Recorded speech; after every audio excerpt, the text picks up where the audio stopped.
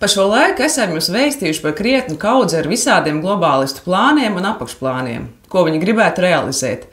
Kaut kas viņiem ir sanācis, bet kaut kas tomēr arī nē. Jo sabiedrībai kopumā tomēr ir iespējas to ietekmēt un vienkārši nepieņemt absurdas lietas. Ignorēt tās un neiesaistīties tur, kur nevajag.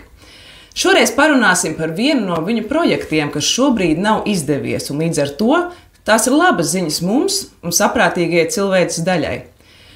Tikām stāstījuši par to, kas ir ESG. Par to bija atsevišķi sižeti un īsumā atgādinot, tā bija domāta kā jaunā kompāniju reitingu sistēma jaunajā inkluzīvā kapitālisma modelī, kur tās tiktu vērtētas nevis pēc ierastajiem kritērijiem, kā darba ražīgums, peļņa, apgrozījums un tam līdzīgi, bet kā pēc ideoloģijas. Vai tā ir pietiekoši zaļa un zila, vai tur ievērotas genderu tiesības, un vai tur ir pietiekoši tā sauktā dažādība. Tas domāts tā, ka cilvēkus darbā jāpieņem ne tik daudz pēc viņa profesionalitātes, bet pēc ādas krāsas un seksuālās orientācijas. ESG bija paredzēts kā instruments, ar kuru globālisti piespiest kompānijas pāriet uz šo jauno inkluzīvo kapitālismu, kas ir līdzīga sociālo kredītu sistēma kā Ķīnā, tikai attiecas uz biznesiem. Jo lielāks šis reitings, jo labāki nosacījumi kreditēšanai un priekšrocības valdības naudas saņemšanai.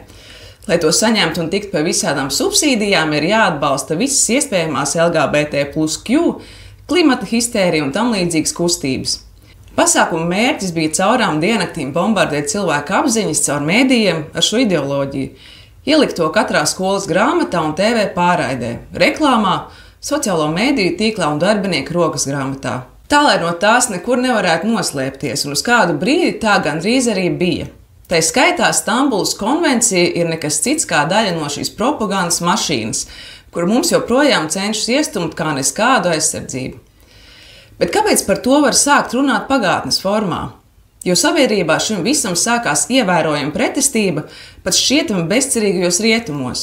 Bija gan attiecīgo kompāniju boikots, gan finansiāla katastrofa daudzām Holivudas lielbudžeta filmām, kurās attēlota absurda tēlu izvēle, kas absolūti neatbilst vēsturiskajai realitātei. Viduslaiku Eiropā vai Skandināvijā nevar būt melni vikingi un tam līdzīgi, taču tieši ar tādām lietām viņi tur pēdējos gados nodarbojās. Brūnās nāriņas un melnās sniegbaltītes cilvēkus pamanījās nokaitināt tā, ka viņi vienkārši pārstāja to visu skatīties. Tad lūk, viena no galvenajām šī saucamā inkluzīvā kapitālisma un ESG sistēmas stūmējām bez Švāba fóruma ir Lina Forestere de Rothschilda. Dzirdot šo uzvārdu, uzreiz jau vajadzētu būt skaidram, kas te notiek, bet kas tad šeit ir pozitīvā ziņa? Augusta beigās Indijā risinājās B20 sanāksme. Tas ir lielā biznesa un politiķu sajiets, un tajā Rothschildu klana patreizējā runājošā galva atzina, ka ESG sistēma tomēr ir izgāzusies. Savā intervijā viņa pietiekoši skaidri atzīst to, ka šis termins un pieeja ir jāmet miskastē, jo ap to sacelta pārāk liela ažiotāža. Tiesa gan turpat izskan arī ieteikums atgriezties sākuma punktā un iespējami aizvietot šo jēdzienu un taktiku ar kaut ko citu, kas publikai nebūtu tik nepieņemams. Tāpēc sabiedrībai tik un tā ir jābūt modrai. Jo globālisti šo tā saukto rebrandingu piekopja diezgan bieži, ja viņu nolūki to pārāk atklāti un redzami.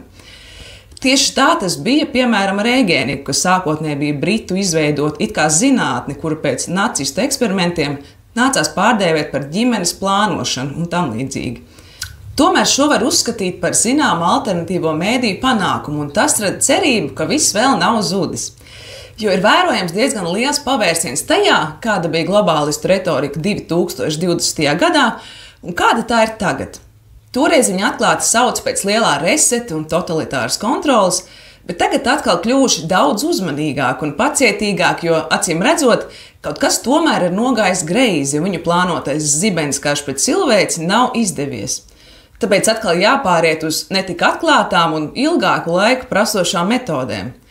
Kopumā ņemot, šī ir labas ziņa, tomēr nedrīkst aizmirst to, ka patiesībā visi viņu bubuļi, gan covid, gan klimata pārkaršana ir nekas cits kā fars, lai realizētu konkrētu un pavisam neslēptu mērķi – koncentrēt visas pasaules bagātības un resursus ļoti šauras elites nagos. Te nekam nav sakara ne ar rūpēm par klimatu, ne par sabiedrības veselību. Tas viss ir tikai dūmu aizsegs viņu pašu radītai krīzē.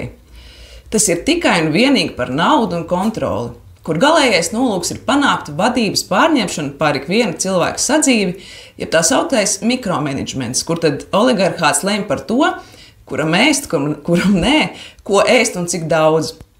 Jebkāda uzvedība, morāle un principi tādā sabiedrībā būtu totāli pakļauti šim sātanistu iegribām. Tāpēc ir jāturpina mosties, saprast šo plānu un tikpat veiksmīgi panākt arī citu tās sadaļu izgāšanos. Mums ir ļoti daudz ko darīt tā sauktajā mājas frontē, kur joprojām intensīvi tiek stumdas dažādas bērnu grāmatiņas ar saturu, par kuru to izplatītājs vajadzētu nosūtīt pie psihiatra pēc palīdzības. Pieņemt to par normu vai izgaismot kā izvērtību, tas joprojām ir un paliek gan katra paša, gan kopējais sabiedrības veselības rādītājs.